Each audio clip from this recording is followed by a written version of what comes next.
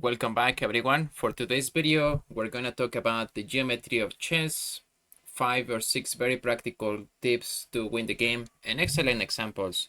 Some of those from my own games, but they usually work. So, in this game, why just play a3? How do you decide whether to trade rooks? Because this is gonna happen, and now the pawn is going to advance. Are you on time to stop the pawn? So here I'm gonna simplify this with another example. The pawn is going this way. Are you on time to stop the pawn with the king? Right, we have to use the rule of the square. Side is actually the same as we can take into account 1, 2, 3, 4, 5. And it's gonna be the same as 1, 2, 3, 4, 5. We can also see it on the board. And to realize this, we just draw the square, right? If the king in the next move can get inside of the square, then we're on time to stop the pawn. This has happened. We can keep drawing this rectangle, and we know this we're gonna be on time to stop the pawn. So just to show you here. Okay, so let's decide now. Are we on time to stop this pawn? If he moves forward, we imagine these two rooks are off the board, and now we have to draw this square around the pawn. Are we on time to stop it? Yes, we are totally on time. We can get inside this square, right? Perfect. This trade of rooks happened. Actually, what white is supposed to do is play rook c1, go after the pawn. But they traded in a second. They didn't even think about it. Perfect. Now, this pawn is even farther away, right? Like, I am even inside of this square. I don't even have to worry about it. I have the luxury to play h5, right? Creating another weakness. And now, as this happens, they try to promote the pawn. I am perfectly on time. We can keep drawing the square. And this is where my opponent resigned. He realized, oh, I am not on time to keep pushing the pawn. So he resigned on the spot. Now we use this rule of the square once again. I have this rook versus 2 knights endgame. And I figure it's gonna be a little bit difficult to start pushing these pawns because they can just take here. They have different ways to take. Perfect. I don't even have to win on this side of the board. I can always win here, right? Okay, so I'm gonna take the pawn. And the next thing, okay, they grab my 2 pawns. I don't even care because I'm winning on this side of the board. Perfect. I take f7. And then they're gonna aim for this pawn. I don't even care because I'm using geometry. I'm using the geometry of the board. Here, knight to f5. Do you take this pawn? Right, we can also use this rule. I was like, okay, wait a second. Once I take this rook, and it's white to move, right? It's gonna be white to move after they take back. Are they on time to stop the pawn? Yeah, they're not. So we can even see the continuation here. And if we draw it, yeah, if this was black to move again, yeah, they will be on time. However, it's white to move. So they are not on time to stop the pawn. The king is completely out of the game. And they resign to save their dignity. The second advice I have for you is about crossing into enemy's territory. We have to be very careful when we cross a piece into the enemy's territory, or if they get a piece into our territory, we have to kick it out. So here, this is a very good example. We get the pieces out. My bishop crossed, but I can always take, right? Or I have to be really careful with this. It's still very good, very playable opening. e6, bishop to e2, knight f6, we develop the pieces. I move my bishop back, h3, okay, c5, trying to go for a pawn break. Now bishop to d3, I go back, okay, they take my bishop, I still have the semi-open file, it's all good. Knight to f3, knight c6, and then they made this terrible mistake. And I have seen this a lot in many different levels of play against different opponents. They put a pawn here, and I'm gonna show you an example later. I can always take, right? Okay, I take, this is a no-brainer. They take back, and now I can recover this pawn. The second advice I have from this example is, okay, they push f4, but I'm using the diagonals of the queen. So I'm gonna give a check. The king has to move. And yeah, this is reasonable because I'm putting my rook in the same file as the king. And yeah, I ended up winning this game. I feel like this example is the peak of geometry of chess, and this was a recent game of mine, and I don't even know how to categorize it, but let's analyze really quickly this game. So d4, and now how do you play against cramped systems where they only push pawns? Like this, c4, d6. This is called in chess the rat system. Rat because rats hide, right? It's not going to be called the brave system or the warrior system where you attack and win pieces right away, you're aggressive. Or the predator system. No, this is the prey, maybe. This is the rat system. Okay, so they developed the knight here to e7, and later they rerouted to this super weird square, knight to g6. How is this helping black? How is this fighting for the center? Maybe you can argue, okay, they're fighting for e5, but you also have to fight for the center with pawns. This is a no-brainer for me. h4. h4, you also have to recognize this idea. The knight is in a weird square, so I'm gonna go for this right away. Bishop to e7, perfect. h5, kicking out the knight. Now knight to h4, and this is also easy for me, right? They have crossed into my territory. I am gonna take back, and now the pawn is in their territory. You can do a lot of damage with just one pawn, especially if that is on the edge of the board. What is my risk here? The rest of my pawns are completely intact. I have a very good pawn structure, and I'm causing a lot of damage with h5, h6 later, and now they have a permanent weakness in this position. So h6, okay. The game continues. I wanted to get rid of this bishop, couldn't do it. Knight f6, I still trade pieces, it's fine. Now bishop to b2, e5. I missed this, it was a blitz game. So I should have moved this, queen f3, hitting the rook. Missed it, okay. Everything is happening fast. Bishop to b7, d5, castles, castles. And I figure, okay, this is kind of equal position, but they still have a bad bishop, and they have this to worry about. a6, perfect. We're gonna trade bishops here, and they hit my queen. I figure, okay, takes. If they take, I take the queen. I should be slightly better. Okay, they don't even do that. They took, and then they're gonna give a check after I move my queen. That's actually the best move in the position. But I was kind of hoping for tricks and I don't know, maybe you see my trick here. I just defend with the rook. Best move is, okay, I'm just gonna defend. Cool, calm, and collected. I have to put my rook here. They don't see that. Everything is also like super violent. a5. Okay, yeah.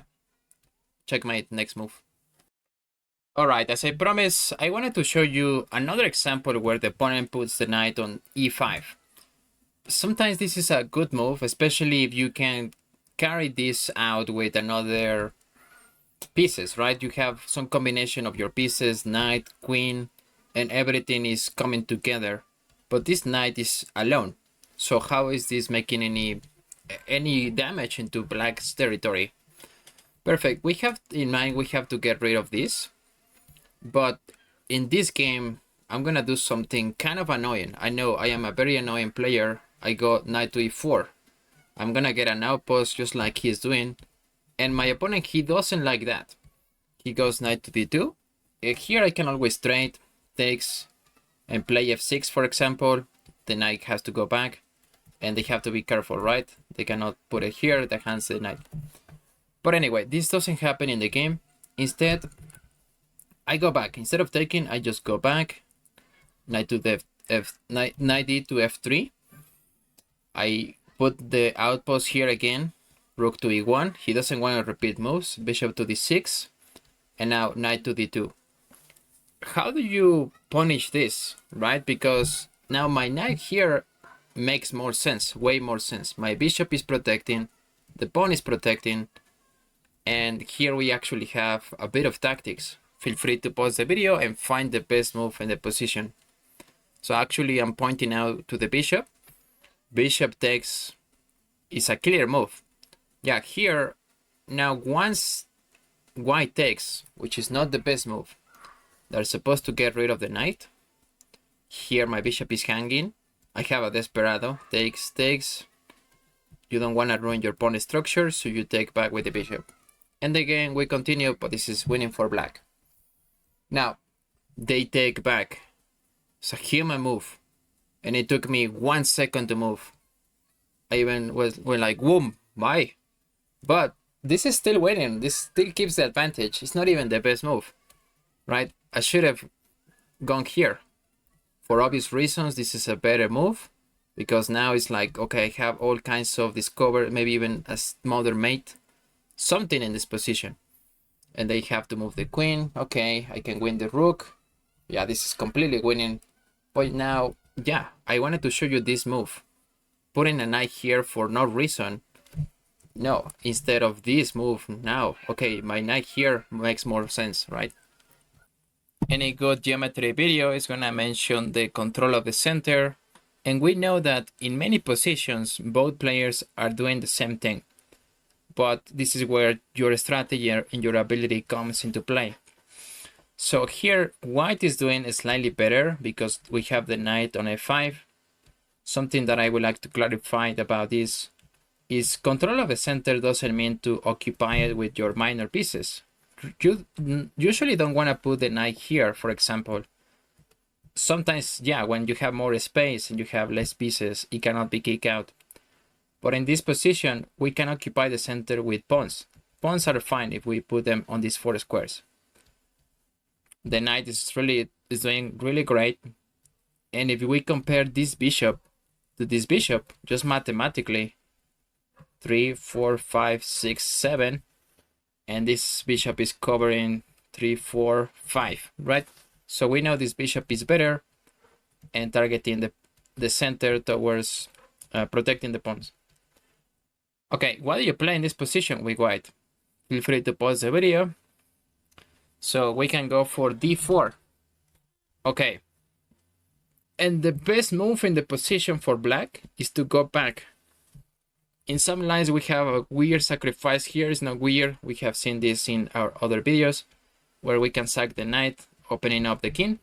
But okay, this is avoiding this. It's just retreating the bishop, keeping an eye on the pawn. Again, we continue, knight to g3. Perfect. Now, what if they play something like d5? That makes a lot of sense. So here we can even get rid of the pawn. That is the tip here, right? If you can get rid of the central pawn, do it. That's a no-brainer. We're getting rid of the e5 pawn that was fighting for these 2 squares. This best move is to take back with the knight. But now we have that sacrifice that we were talking about. Knight takes on g7, best move. If king takes back, now we're opening up the diagonal for our bishop. c4, and this is scary, right? We're threatening to play e6 next. And yeah, white has no problems to play in this position. Alright, I think this is another great example of how to control the center, not directly occupying it with your pieces, but rather just fighting for it from like the distance. This is white to move. Feel free to pause the video. What do you play with white? My first idea, this is when I first saw this position. Oh, I can bring the knights, right? Knight c to d5. That loses the advantage. It's not like immediately. But here we can have some trades, for example, and then there is a good resource, rook c4. This is the idea, right? Let's say we take the knight, and now we're like, oh boy, we're in trouble. So, no, there is a better move in this position. Instead of bringing the knights, we think about how do I improve my position? Queen b5. Yeah, queen b5, we have different ideas, right? We have more flexibility for our pieces. So let's assume the opponent plays something like a6. Okay, now we can go queen b4, and we're threatening to play this, rook d6 later. So they will have to retreat the knight, covering this square. That's an ugly move. And now we can even go for something like a4, a5. kicking out the knight, and it's difficult to defend for black, right? So, but yeah, here we're indirectly, sorry, it's not like we're occupying the center with the queen or with the knight, but we're still fighting for this, and we have the open file for the rook. It's not super clear, but it's still an advantage for white. Okay, using the right triangle usually leads to very good things when you're using it in chess, right? Maybe in other areas of life, the right triangle doesn't mean anything. But okay, here I'm gonna push the pawn to e6. They take back, I take here, and now black goes after the pawn. d4. How do you defend this pawn? It's not that easy, right? But it's actually very, very simple. Bishop to c4. Now I am tactically defending the pawn, and I'm using the right triangle. The combination of the bishop and the rook is usually it's just amazing. It's remarkable what these two pieces can do on the board. And now if they take here, yeah, this is mating one, right? The bishop and rook are attacking the king. There's two attacks on two different directions. The king doesn't even have this move, so, and they cannot defend either way. It's losing. Okay, so this doesn't even happen in the game. My opponent resigned. This is an almost 1800 elo. They move here the king, and then I push the pawn. Not even the best move, but my opponent resigned after they blundered the knight. This is another example of using the right triangle, and more than anything, the alignment of the pieces, right? So you don't even have to imagine, wait, I don't even have this imagination that I can use the bishop. But okay, so here, queen to g4, and I think it's clear, the plan is clear, right? So after bishop to f4, how will you continue this game? I think it's simple enough, and it's such a beautiful geometry on the board. It didn't take me long to realize that I just have to move the knight. Anywhere is fine, and I'm going to give you the second best move in the position. Knight takes on b5. So I had to go to see the third option. The third option is moving the bishop here. I don't understand this move, but okay. This move still works because I'm hitting the queen, and if they take, obviously it's a checkmate. But what really happened in the game, and obviously it's a brilliant move, knight to e6, right? I'm hitting everything. I'm hitting the rook, I'm hitting the bishop, and I'm hitting this pawn. So everything is completely winning, and my opponent resigned on the spot. He was like, I cannot, it's just, how do you continue this game, right? If they take here, let's say, okay, it's just checkmate. And if they don't take, I think the best move is not to take. Let me see, let's say, for example, they play g6. Okay, I can just take, and the game will continue, but it's still winning, right? Next, I would like to mention the alignment of the pieces. That is chess. Chess is the alignment of the pieces. In other words, it's tactics, right? But your pieces are going to land somewhere where they come in conflict with your pieces and their own pieces. So let's see this example where my opponent plays e4. And many of you have asked me this question, or they have, you might have this question, which opening do I play? It doesn't matter what you play, as long as you understand deep the ideas of that opening or every move. So in this case, c6, and they play the worst move possible, c4, bishop to c4. The Caro-Kann is specifically designed to fight for these two squares. Once they take back, we can take, and they have to waste a tempo rerouting the bishop. And it's not in a natural square, right? We even have ideas later of a4, a5 and a4. So knight f6, and the next move for me completely loses the game. Queen f3. I am already saying, okay, this is completely losing for white. Why? Because I don't even have to focus so much on the tactics or my strategy. No, I'm just gonna develop pieces. So I get my knight out, c3, bishop to g4, hitting the queen. I'm not even trying to hit the queen, I'm just developing my bishop, right? Queen g3, e6. They try to kick out my bishop, but I don't have to worry as I have an extra tempo, and bishop to d6. Right? I am simply developing pieces. I'm not even trying to attack the queen, but the queen has to move now again because it's been hit. So they move here to h4. Okay, bishop to f5. And now, where are people learning chess? I don't know. What is this move? I would play immediately something like d4, right? Grabbing a space, fighting for the center. And to me, I go, okay, I'm going to put my bishop here. And the computer, I'm going to turn the engine. The computer is saying this is 3 points, 3.5 points of advantage. The knight is bad. They cannot castle. The bishop is bad. This bishop is bad as well. Like, it's not even, this diagonal is not good for this bishop. The knight is trapped. The rook is trapped. Those rooks are disconnected. So this is move 10, and this is an 1800 player.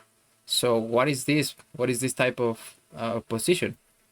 Here I have a shocking example. This was played by Kukesh. So what would you play in this position with white? Let's just point out some of the threats. Some of the threats is rook takes on h2, and then threatening this pawn. This pawn is rather weak. We have also a threat here in this position, right? Some kind of right triangle. And we can also take the bishop. But if we start by taking the bishop, the computer is saying this is a dead draw, because now this is a threat, right? We have to deal with this. And we might have to bring the rook back into the defense. It's not looking great for I guess for either player. Absolute best move in the position. This bishop to g2. If you're starting in chess, you're saying, okay, they can take here, right? No, this pawn is hanging. This is checkmate. They cannot take. Queen has to go back and guard this square. And now, how do you continue this game? Now we can take this bishop. Perfect. The rook takes the pawn anyway. Our bishop is hanging. So what do? Do you move this bishop? This is still a threat, right? So we just don't want to move this bishop. Okay, best move. Queen to c2. Queen to c2 is like, whoa. Yeah, of course, if they take, you take here with tempo, and now we take back. This is some kind of weird geometry. And that is actually the best move. Weirdly, the best move is to take the bishop. We take, the king moves, and now we take back the rook.